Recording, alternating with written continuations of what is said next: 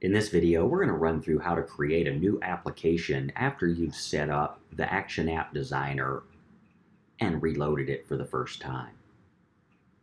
Use the New Application button and put in a single word file name.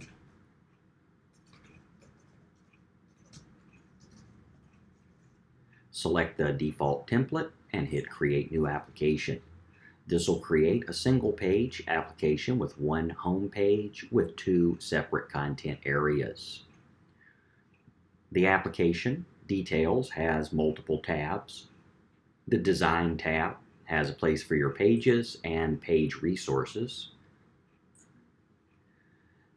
You can preview your application, you can deploy it, and you can do extra setup details to set up libraries and other details about your application. So what we'll do here is just see what the out-of-box application looks like by doing a preview. Notice 33460 is the port that the designer runs on. When we preview this application, it's going to open up on a different web node server that's already been launched, 33461 port, that will act as the normal basic server that just doesn't have any functionality, and it's basically allows you to host your site in a way that it'll be hosted on any web browser. It also allows you to see how the user interface will look and work even if you're doing it as a mobile application.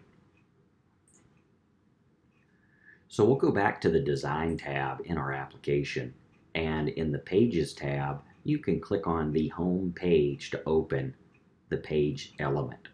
If you click on any of the sub-elements, like these HTML elements that are as part of the page, that's tree there, then it'll open up both the page and the element. So here we have the HTML element that is the center panel. So here we have a standard border layout of every page that can have a north, south, an east, a center, and a west, which is standard nomenclature for a border layout.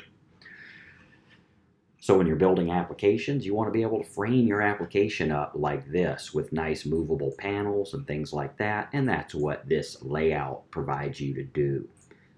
Here we can see that the navigation area at the top now has three tabs. It has our HTML element. If we go here to the home page and go to resources, we can open up the east panel or directly in our full tree over here. So now we can see we have multiple content panels, which are HTML, and our page itself. The page has page code where you can define all kinds of things that'll be shown in other videos.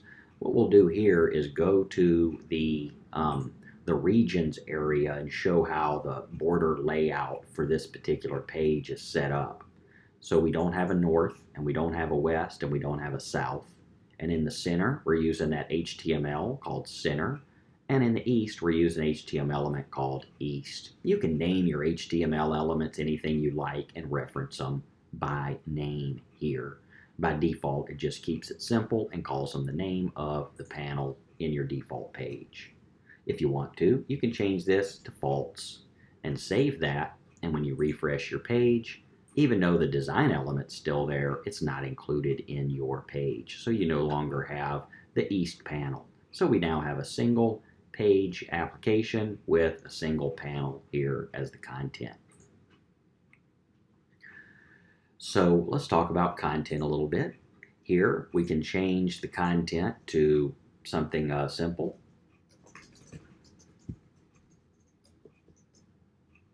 And you can use the refresh preview button to see how it looks, save it, and when you refresh, you'll see your new content. This uses Semantic UI. So if you go to the Semantic UI website, you'll see there's all kinds of good code and HTML examples. From here, I'll just go down and grab the list. Let's find a good looking list one. Let's say you wanted to start with this one. You can use the copy code link, and that will copy that to the clipboard. Go to the designer, and here you can say paste it in. You can format, make it more readable and nested properly. Refresh it, see how it's going to look there. Save it.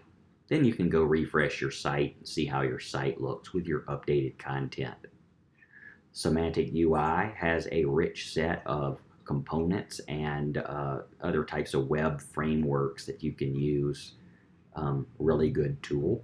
So you can go in here and easily play with that just by simply setting up an application, pulling in the HTML, playing around with it, and seeing what different types of user interfaces you can create before you even start doing any major functionality.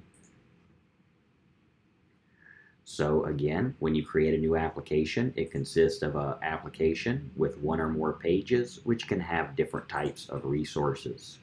It starts off with your simple HTML resource, but you can also add mustache templates and more advanced controls and panels, all discussed in other videos.